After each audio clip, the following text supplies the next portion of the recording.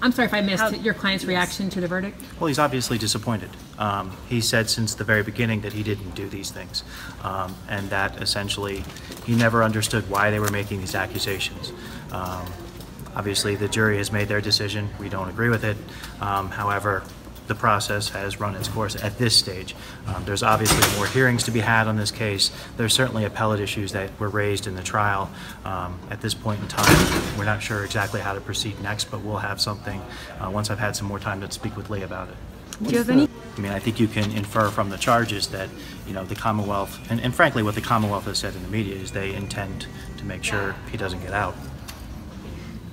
How can you address the evidence that was presented against your client as far as he fathered 2 children with one of the girls and she was underage, and then there's Jacob, and then the letters and the different evidence for someone who's skeptical of your client's innocence?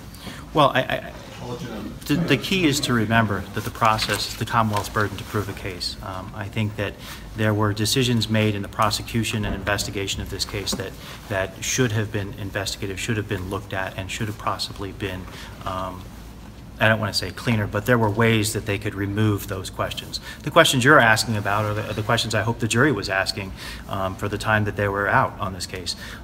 Why didn't the Commonwealth take steps to ensure that those questions weren't asked? And that's, again, goes back to what potential appellate issues in this case. Do you think